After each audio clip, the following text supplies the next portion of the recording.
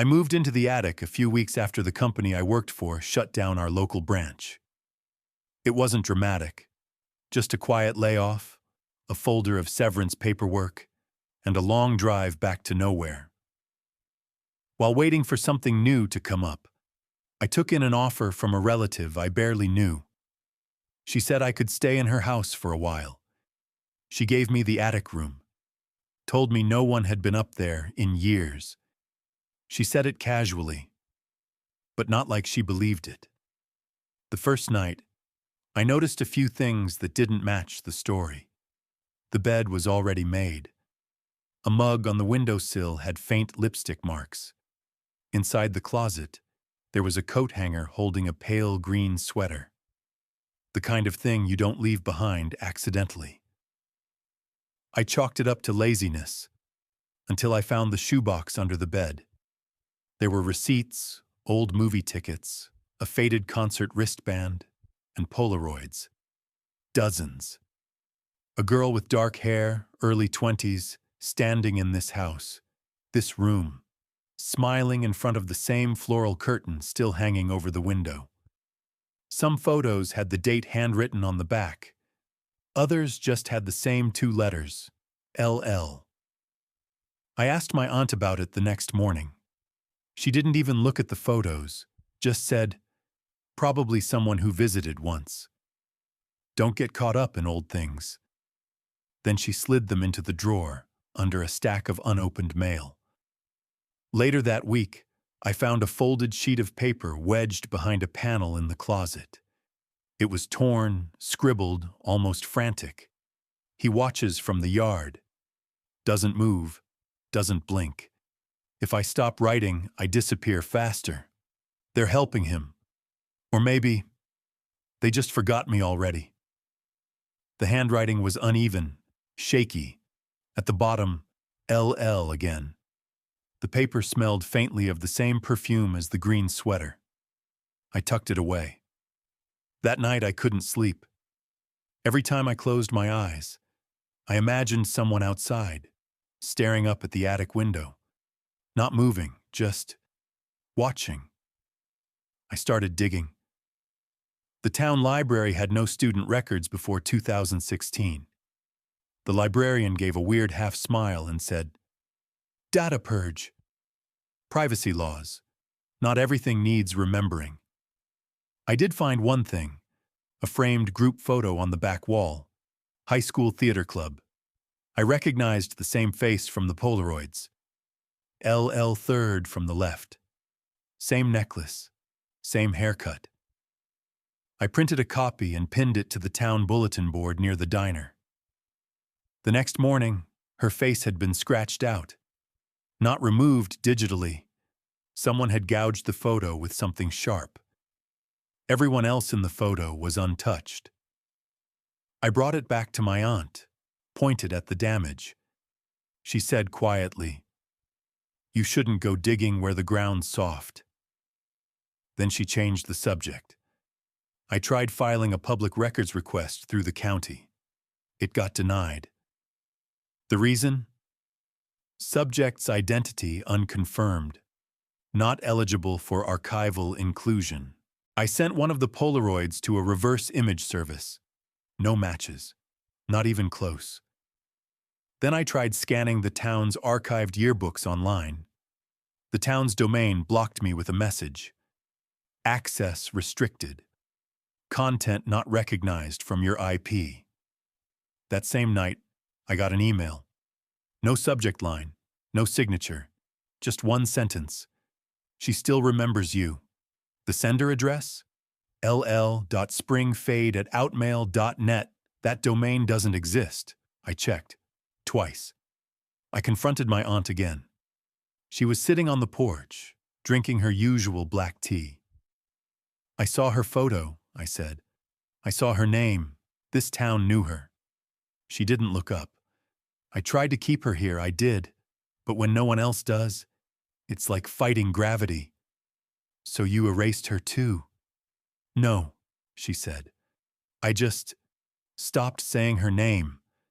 That's how it starts." The next morning, I woke up to find the green sweater gone. So was the shoebox. Even the drawer where she'd put the photos was now empty. In its place was a new folder, a rental agreement with my name typed at the bottom, and a post-it note.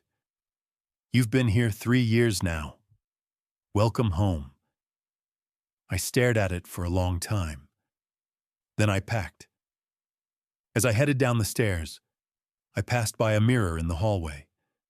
For a moment, I didn't recognize myself. My posture, the way my hands were clasped tight, the way my mouth curled just slightly. I dropped my bag and walked back up. There was an envelope taped to the attic door.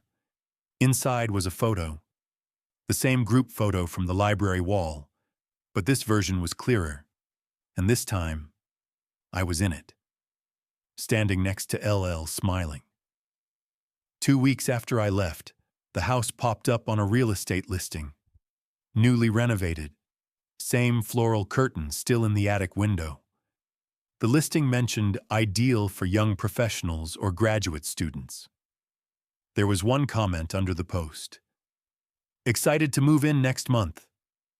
Looks beautiful." I didn't click on the profile. A month later, I passed through town for work, pulled into the gas station on impulse. The guy behind the counter gave me a weird look. "Didn't you use to live in that attic house?" "No," I said. "I was just passing through."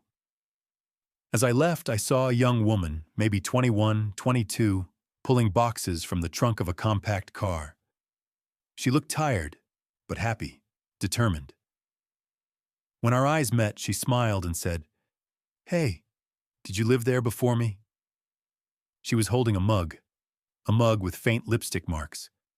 I could have told her everything. I could have warned her. But instead, I smiled back and said, "Nah, I don't know that place." And I kept walking. She'll figure it out. Or she won't. Either way, it's not my job anymore. After the startup I worked for shut down our whole regional office, I had nothing but time, a cheap phone, and way too much energy to burn. No job, no steady income, just late nights, too much scrolling, and a growing need to feel like I still mattered. That's probably why I posted it. Even after everything I'd read, the warnings, the rules, I still thought it'd be fine. That subreddit with its paranoid threads and creepy screenshots, I thought it was all theater. Until we found that place. It wasn't on the map, just coordinates on a sticky note Jordan's coworker passed along. He said it was quiet and good for weird shots. 4 of us went, me, Jordan, Will, and Rachel. No tents, just day hiking and photo gear. About an hour in, the trail thinned out. Trees got thicker, the wind dropped. That's when we saw the cross. It looked handmade. Crooked, maybe 5 feet tall, lashed with red twine. Rachel said it reminded her of those Blair Witch things. Then Jordan spotted the carvings, small slashes in the bark of a nearby tree. Dozens, some straight, some crooked, some shaped like letters. One even looked like a date. I took pictures, a full set, the cross, the twine, the carvings, a wide shot of the trail. Rachel told me to delete them. She didn't like the feeling. Neither did Will. Even Jordan looked weirdly quiet.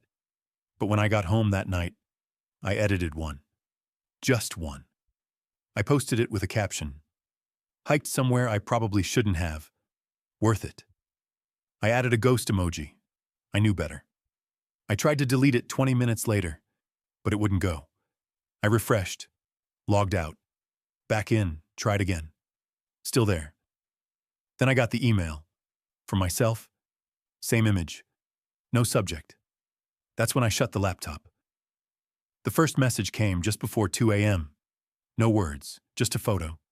It showed my building, my floor, my apartment, window lit. I hadn't told anyone my address, not even Jordan. I deleted the photo. Didn't respond. tried to sleep. Didn't work. The next day, Rachel called me. She said someone had DM'd her too. They sent me a shot of my dog, in the backyard, from inside the fence. Jordan hadn't gotten anything. Yet. I told her I'd take the post down, but the damage was already done. That night, I checked my camera. At 2:46 a.m., the motion sensor triggered. A person stepped into frame. Just barely. Their face was turned toward the door. But their eyes, they were locked on the lens. The moment the infrared hit, they moved back. Not away, just out of range. I watched the footage a dozen times. Couldn't stop. When I looked again the next morning, the video was gone. Only the alert remained, and the front door cracked open. I met up with Jordan at a diner that afternoon. He looked like hell. He slid his phone across the table. They sent me a photo, too, of my bedroom. The photo was dark, but clear. You could see his closet door slightly open, his bed empty, a timestamp in the bottom corner, 3:12 a.m. He'd been at the gym, pulled an all-nighter. No one should have been in there. I told them about the subreddit, about the rules I ignored. Rachel didn't yell. She just went silent, said she was done, blocked us the next day. Will deleted every app and account he had, moved in with his brother out of town. Jordan kept checking the coordinates. He said he wanted to go back and break the cross. I got another message the next week. This time, it wasn't a photo. It was a video, 2 seconds long. A single tree, covered in red twine, dozens of loops, tight, like ritual bindings, and in the center, pinned with a rusted nail, was my photo, the one I'd posted. Except now my face was scratched out. I tried to stay offline, but the red twine kept showing up, once wrapped around my car mirror, once knotted to my doorknob, once folded into a letter that just said, "Not done yet." One night I heard something outside, 3 slow taps on my window. I didn't move, didn't look, just sat still until sunrise. I finally left. New town. No internet, no socials. Changed my number. New job, cash under the table. I didn't say goodbye to anyone. Didn't pack the camera. I told myself it was over. I walked home. I didn't look back. Didn't text anyone. Didn't post. That was a year ago. Since then, I've moved twice. No trail. No photos. No strings. I don't know what that thing wanted. I don't care anymore. Let it find someone else. I'm done. After college, I landed my first real job across the state. Nothing fancy, just a junior role at a logistics firm. A foot in the door. But after a year and a half, they shut down our branch without warning. No severance. No backup plan. I moved back home just until I figured things out. I was broke, stuck sending out resumes all day and pacing the house all night. One of those nights, Nate texted me. "You in for one last Halloween run?" We had a tradition. Every year since middle school, we'd pull harmless pranks on this old guy's house a few blocks away. He never called the cops. Just stood there with a flashlight and said, "Payback always comes." I still remember our first prank. We were maybe 13. We left a fake bloody arm on his porch and rang the bell. As we sprinted off, I glanced back. He didn't chase, didn't shout, just stood there staring. The porch light flickered and for a second he looked disappointed. People in town whispered about him. Lived alone. Wife died young. No kids. No visitors. Just Halloween decorations and that porch light. Last year, for the first time ever, he put nothing up. That should have been our warning. We didn't listen. We figured we'd drop a new screen box behind his shed and bolt like old times. But the second we stepped onto the yard, something felt wrong. Not abandoned. Arranged. The props weren't gone, they'd been taken down carefully. Almost respectfully. The scarecrow stake still stuck out of the dirt. Empty nail holes lined the porch. And taped to the front door? A faded Halloween poster from 2012? The same design we printed off as a joke back then. My handwriting still faint on the corner. "That's ours," Nate said. Hanging from a tree branch nearby was a small bird cage. Inside, a tiny recorder with blinking lights. It was playing back old laughter. Our laughter. "He recorded this?" I asked. "No," Nate said. "He kept it." I circled the house while Nate crept to the shed. That's when I noticed the window. Just slightly cracked. A camera pointed outward. Red light blinking. He was watching. I called for Nate. No answer. I moved toward the shed, but noticed the cellar door around the back of the house cracked open. Curiosity beat out fear. Inside, cold stairs and concrete walls. Shelves lined the room not just with bins but printouts. Dozens of photos. Some framed. Others pinned. All of us. Every prank. Every Halloween. Different angles. Different years. Then one wall caught my breath. Photos of a kid I didn't recognize. Pranking alone. At first smiling. Then fading. Final photo. His face blurred in motion. Running. The background, same shed. Same house. Who was he? I didn't have time to wonder. I found Nate slumped in a corner of the basement. Duct taped. Hands tied. He shook his head violently. I peeled off the tape. It's not just us. He's done this before. He's building something. Footsteps above. Then the scream box blared. Only not our usual sounds. This one was different. Our voices. Spliced and distorted. From years ago. Nate and I arguing. Laughing. His voice echoing like a confession. Across the room stood a mannequin. Dressed like Nate. Hoodie. Mask. "He's replacing us," Nate whispered. We didn't wait. Nate kicked out a rotted wall panel and we scrambled into the yard. Hopped a fence. Ran until our lungs gave out. When we called the cops, they didn't believe us. They found nothing. No mannequin. No audio. No photos. Just empty space and yard tools. They said maybe it was a prank on us. That Halloween draws weirdos. Nate blocked me the next day. Said we took it too far. Said maybe we deserved it. A week later, someone uploaded a video. Old footage from our prank in 2016. Cut like a crime scene montage. Dramatic music. Labels. Time stamps. Posted by an account with no name. It blew up for a day. Then vanished. I moved 3 towns over. New job. New number. Then a box showed up on my porch. No return address. Inside, one of our old prank masks charred around the edges. Smelled like fire. Beneath it, a printed map. All the old prank spots circled. One mark in red, my current address. And a flash drive. The file, replacement.protocol.txt, step-by-step logs. Our names. Audio files. Notes on fear response. The last line. Subject 07 shows promise. Emotional detachment increasing. I opened the second file, a video. It showed me. Standing outside a different house. Holding the screen box. Timestamp 3 days from now. I don't prank anymore. Don't decorate. Don't talk about Halloween.